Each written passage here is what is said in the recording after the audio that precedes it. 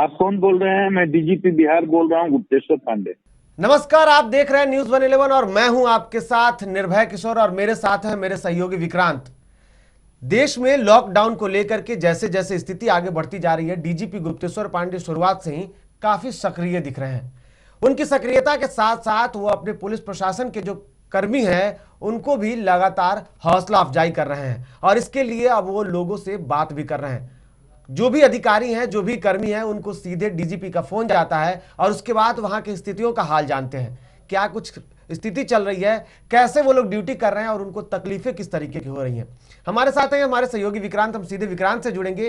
Vikrant, crime को देखते हैं और डीजीपी की खबरों के ज्यादातर आप सक्रिय हैं, देख रहे हैं।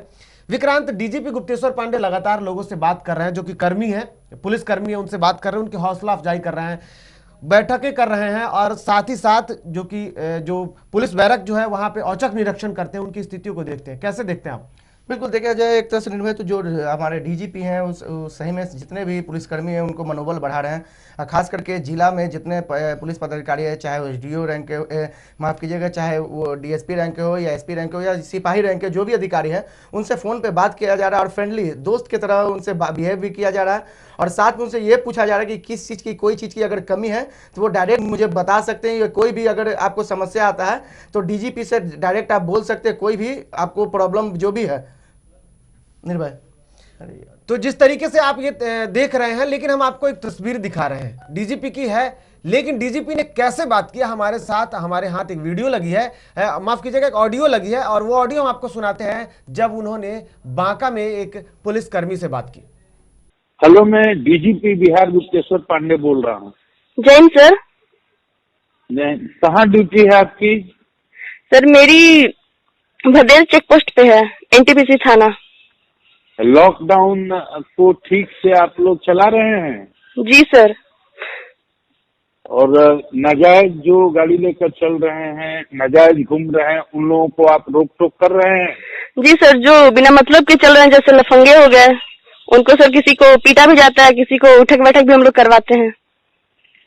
पीटने के लिए मत हमने कहा था, लेकिन उन पर कार्रवाई होनी चाहिए ताकि वो बाहर न घूमे। लॉकडाउन को सख्ती से पालन कराना है, लेकिन जिनको पास दिया गया है, इमरजेंसी सेवा के लोग हैं, आवश्यक सेवाओं के लोग हैं, स्वास्थ्य विभाग के लोग हैं, पत्रकार लोग हैं, इनके साथ किसी तरह की कोई गलती हम लोगों से नहीं होनी चाहिए। ये बात समझाया गया आपको? जी सर। जी सर।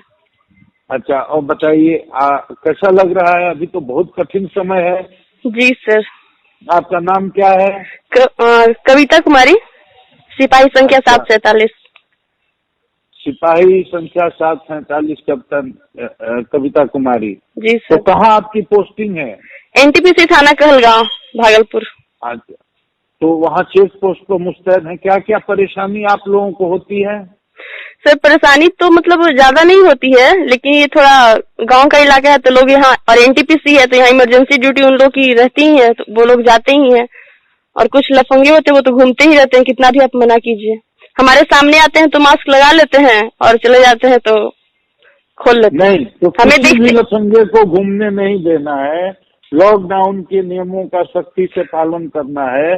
कोरोना महासंक्रामक बीमारी है, खुद भी अपनी सुरक्षा का ख्याल रखना है और अपने बचना भी है, और अपने घर वालों से बातचीत करते रहती हैं। जी सर। घर में लोग चिंतित रहते होंगे तो उनको अपना समाचार बताते रहना है। और सर। किसी तरह की कोई तकलीफ नहीं सर।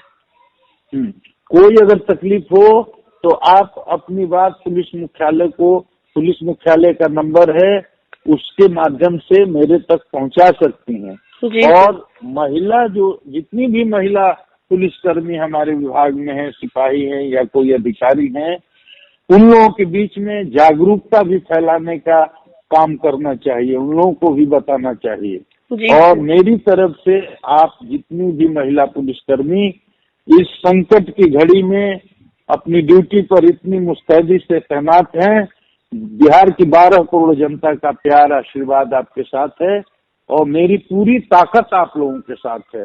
और ये सेवा करने का मौका है, तो सेवा करना है, केवल लाठी नहीं बांधना है, जनता का सेवा करना है। जी जो सर। गरीब हैं, मजबूर हैं, बीमार हैं, लाचार हैं, किसी को दवाई चाहिए, किसी को एम्बुलेंस चाहिए, किसी को हॉस्पिटल पहुंचाना हो, तो जो सेवा का काम जितना बन सके अपनी जगह से कीजिए, ताकि पुलिस की छवि सकारात्मक बने, सब लोगों के मन में पुलिस के प्रति इज्जत का भाव पैदा हो। पुलिस के लिए जनता के दिल में इज्जत पैदा करना है, जी सर। जनता का दिल सेवा से जीतना है। जी ठीक है बाबू? जी सर। ठीक है, जय हिंद सर। खूब ड्यूटी पर लगे रहिए, मन से काम करिए। जी सर। अपने घर के लोगों से, माँ पिताजी, परिवार के बाकी लोग जो हैं, सब लोगों से बातचीत करके अपना समाचार देते रहिएगा, क्योंकि वो लोग चिंतित रहते होंगे। जी ठीक सर। है? जी सर। ठीक, थैंक जय you, Hind sir. Thank you, thank you, जय हिंद। जो ऑडियो है ये सीधे डीजीपी ने बात की। इसके अलावा और भी कई सारे हमारे पास ऑडियो आई है, हम आपको सुनाएंगे। लेकिन जिस तरीके से इसके साथ साथ प्रशासन और उसके बीच अररिया से एक तस्वीर आई, जब पुलिस प्रशासन के साथ साथ जो वहां के एक होमगार्ड के जवान बताए गए थे, और आज नेता प्रतिपक्ष तेजस्वी यादव ने भी उसको ट्वीट किया है। उस वीडियो में जो कि वहां के बांका से माफ कीजिएगा, जो कि अररिया से आया हुआ है, और यहाँ पे उठक बैठक कराते हुए एक तस्वीरें आई है, जिसके बाद भी उन्होंने नाराजगी जताई है। हालांकि जिस तरीके से लॉकडाउन की स्थिति चल रही है, लॉकडाउन के बीच में डीजीपी काफी सक्रिय दिख रहे हैं। वो लगातार लोगों के सामने आते हैं, प्रेस कॉन्फ्रेंस करते हैं। इसके अलावा भी वो बिहार पुलिस के तहत भी कई बार लोगों को बताते आए हैं। लेकिन इस बीच लॉकडाउन को लेकर के हम सीधे विक्रांत से बात करेंगे। विक्रांत, आज हमने देखा कि डीजीपी गुप्तेश्वर पांडे का कहना है कि जैसे जैसे लॉकडाउन की अवधि खत्म होने की तरफ बढ़ रही है, या फिर 21 तारीख आज है, और 21 तारीख के बाद से जो स्थिति होगी वो लॉकडाउन उनको जारी रखने में या उस तरीके के नियमों को कायम रखने में उन्हें तकलीफों का सामना करना पड़ेगा। क्या ये सच है? बिल्कुल, देखिए, एक तरह से अगर डीजीपी की बात कही जाए तो डीजीपी अपने कर्तव्य को एकदम बढ़िया ढंग से निभा रहे हैं, और साथ ही अपने जो अधिकारी हैं और कर्मचारी हैं, जो भी उनके नज़दीकी हैं, उनको बताया भी जा रहा है और उनको समझाया भी जा रहा है कि किस तरह से लॉकडाउन का पालन करें। जो कि 20 मई को कुछ छूट देने, माफ़ कीजिएगा, 20 अप्रैल को जो छूट देने की बात कही गई थी, उसमें छूट सिर्फ उन्हीं लोगों को दिया गया जो कि सरकारी कर्मचारी हैं या कोई कंपनी में जो कार्यरत, उसमें एक लिमिट भी दिया गया कि किस तरह से लोग आए जाए। जो कि जो जनरली लोग हैं उनको साफ तौर पे कहा गया है कि 3 मई यानी 3 मई के बाद ही कोई भी लॉकडाउन टूटने की स्थिति रहेगी। उसके पहले जो भी लोगों में जो पहले से जो निर्देश दिया गया कि जो लॉकडाउन की स्थिति 3 मई तक रहेगी, वही रहेगी। निर्भय, बिल्कुल, तो लॉकडाउन की स्थिति जो है वो 3 मई तक रहेगी, क्योंकि जो 20 अप्रैल के बाद की जो बात की जा रही थी कि 20 अप्रैल के बाद से जो लोगों को छूट दी जाएगी वो सभी के लिए नहीं है। और इसको साफ तौर पे डीजीपी गुप्तेश्वर पांडे ने आकर के बताया कि ये किसके लिए है। अगर आप इसको देखना चाहते हैं तो आप हमारे यूट्यूब चैनल पे जाएं, वहां पे लगी हुई है डीजीपी की जो बाइट है, जो डीजीपी ने कहा कि किन किन लोगों को छूट दी जा रही है। छूट सभी को नहीं है, सिर्फ सरकारी अधिकारियों को दी गई है।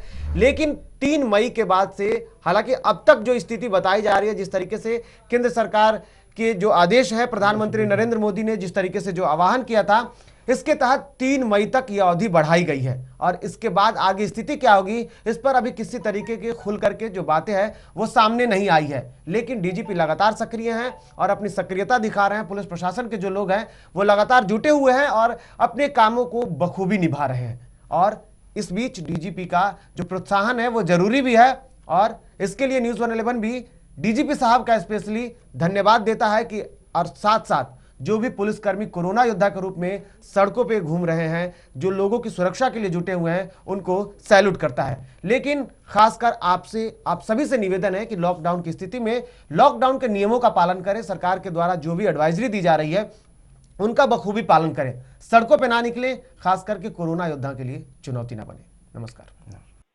बीसी जब ख़त्म हुआ तो एसडीओ साहब और एसडीपीओ साहब के साथ थे, तो उसी दिन उनका कॉल आया था।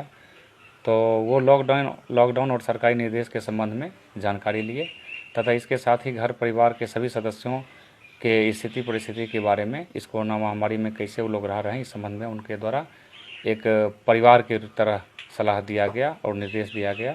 साथ ही उन्होंने कहा कि गरीब और असहाय कमज़ोर को विशेष ख्याल रखना है तथा उनका सेवा करना है। सेवा करना ही पुलिस का सच्चा धर्म है। लेकिन इस सेवा के साथ साथ जो अपराधी तबके के हैं, शराब माफिया हैं, जो सरकारी कार्य में बाधा डाल रहे हैं, उनके खिलाफ सख्त कार्रवाई भी करनी है।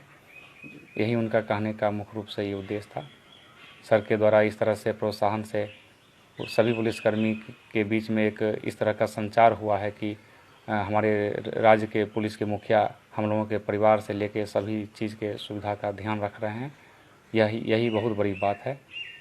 बिहार और झारखंड की तमाम खबरों के लिए हमारे YouTube चैनल को सब्सक्राइब करें और बेल आइकन दबाना ना भूलें।